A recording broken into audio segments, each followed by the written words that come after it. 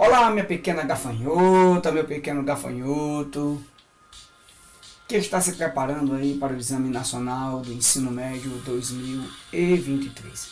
Estamos de volta com a resolução das questões de física da prova de Ciências da Natureza e suas tecnologias do Enem 2022, caderno 7, cor azul. Você tem aí na tela a questão de número 112, ou oitava questão desta prova de Física de Ciências da Natureza e suas tecnologias do Enem 2022, caderno 7, cor azul. O contexto aqui em pauta, mais uma vez, é um contexto mecanicista, mais especificamente conservação da energia mecânica, movimento circular uniforme associado, relacionado à dinâmica das trajetórias curvilíneas. Vamos à leitura do texto desta questão. Um pai faz um balanço utilizando dois segmentos paralelos e iguais da mesma corda para fixar uma tábua a uma barra horizontal.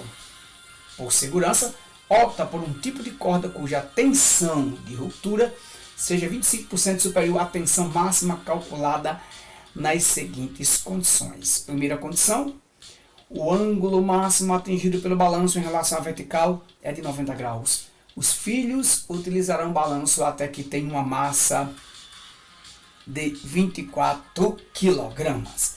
Além disso, ele aproxima o movimento do balanço para o movimento circular uniforme. Considera que a aceleração da gravidade é igual a 10 metros por segundo ao quadrado e despreza forças dissipativas. Comando da questão: qual é a tensão de ruptura da corda escolhida? Repita: qual é a tensão de ruptura da corda escolhida?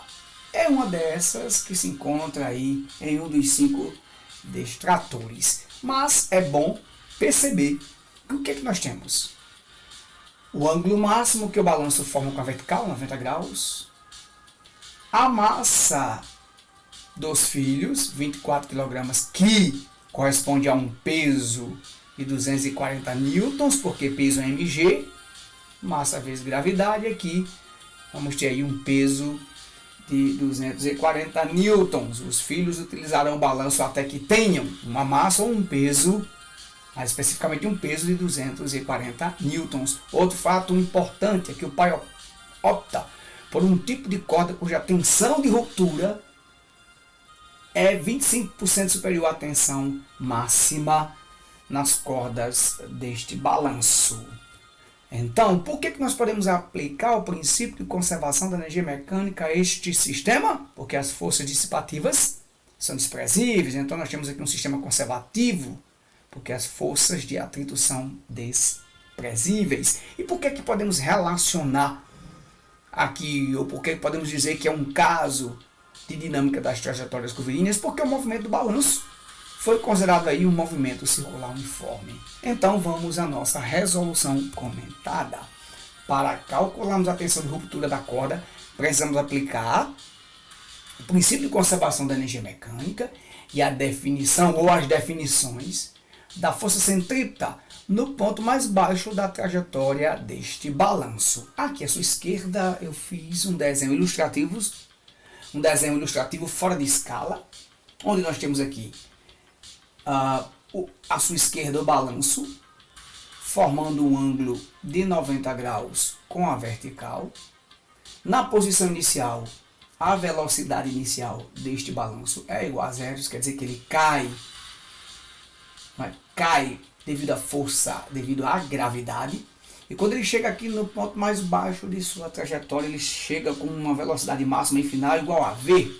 E aqui as forças que atuam no sistema são as forças de tração máximas para cima, verticalmente para cima, e como a gente sabe, o peso é verticalmente para baixo. Como não temos aí o raio da trajetória, eu chamei aquele de R, que quando o balanço chega na posição mais baixa de sua trajetória, em relação ao centro de sua trajetória, a altura do balanço aí é R, ou seja, o raio dessa trajetória circular ou semicircular é raio R, a altura equivalente ao raio R. Então, como o sistema está livre de forças dissipativas, aqui na posição inicial nós temos a energia mecânica inicial, e quando o balanço chega aqui na posição final, nós temos a energia mecânica final. A energia mecânica inicial é puramente gravitacional, porque aqui na posição inicial a velocidade inicial do balanço é zero, ele cai segundo a aceleração da gravidade. Então a energia mecânica inicial aqui é puramente gravitacional, mgh, mas h aqui equivale ao raio da trajetória. E a energia mecânica final é puramente cinética, a energia cinética do balanço, porque aqui no ponto mais baixo de sua trajetória é o ponto de referência, onde a altura é zero. Então nesta posição final aqui, a energia mecânica final corresponde à energia cinética do balanço. A energia cinética é 1 meio de mv2, ou seja, massa, não é, da criança no balanço, vezes a velocidade do balanço ao quadrado sobre 2. Aqui nós temos duas opções. Podemos isolar aqui da igualdade de energia potencial gravitacional. A cinética, nós podemos isolar a velocidade final do balanço e substituímos na definição da força centrípeta e chegamos à conclusão que a força centrípeta é o dobro do peso da criança que se encontra no balanço. Ok? Ou simplesmente manipularmos aqui as variáveis. Podemos passar esse 2 aqui multiplicando o peso, multiplicando mg, e podemos passar o raio aqui dividindo mv quadrado. Ok? Foi a opção que eu escolhi. 2 passa aqui multiplicando mg, eu fico com 2mg. O raio passa dividindo aqui mv quadrado, aí eu fico com 2mg igual a mv quadrado sobre r. mv quadrado sobre r é um módulo da força centrípeta. Por isso que eu chamei aqui mv quadrado sobre r, chamei de força centrípeta, que é igual ao dobro do peso da criança que se encontra no balanço.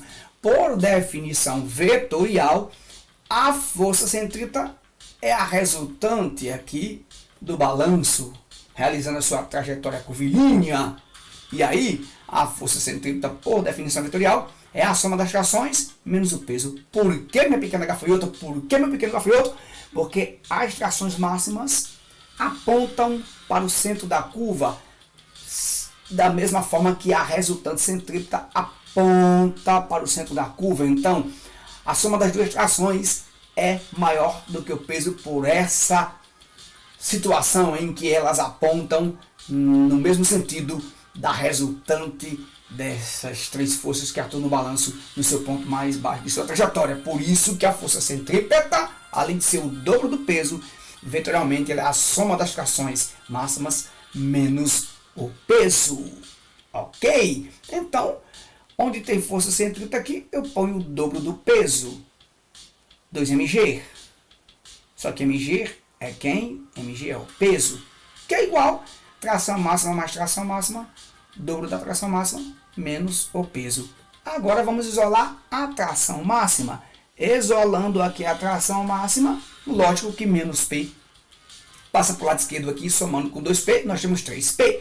E esse 2 que está multiplicando a tração máxima, passa dividindo 3P. Aí nós temos que a tração máxima, ou tensão máxima, nessas duas cordas que compõem o balanço, é 3 mil do peso. Quem é o peso? 240 newtons, porque peso é mg. É a massa da criança vezes a gravidade. 240 newtons. Então você tem 240 dividido por 2 dá 120, multiplicado por 3 dá 360 newtons. Essa é a tração máxima em um dos cabos aí, um dos cabos que compõem o balanço. Fato importante, como a tensão de ruptura é 25% superior à tensão máxima que eu acabei de calcular, concluímos, este dado nós tiramos aqui do início do problema. O pai opta por um tipo de corda cuja tensão de ruptura é 25% superior à tensão máxima que a gente acabou de calcular, minha pequena gafanhota, meu pequeno gafanhoto. Por isso que ter ruptura, tensão de ruptura é igual a tensão máxima mais 25% dela. Tensão de ruptura, que é a tensão máxima 360, 25% dela, ou seja, mais 0,25 vezes 360. Tensão de ruptura, 360 mais 25% de 360 deu 90 newtons. Então 360 newtons mais 90 newtons. Chegamos aqui a uma tensão de ruptura equivalente a 450 newtons. A resposta correta se encontra no distrator B. É isso aí, minha pequena gafanhota, meu pequeno gafanhoto. Chegamos ao final da 8ª questão da prova. Chegamos ao final da 8ª questão de física da prova de ciências da natureza e suas tecnologias do Enem 2022, caderno 7, cor azul. Breve, muito breve, voltaremos com a 9ª questão da prova de ciência, a 9ª questão de física da prova de ciências da natureza e suas tecnologias do Enem 2022, caderno 7, cor azul. Até uma próxima oportunidade.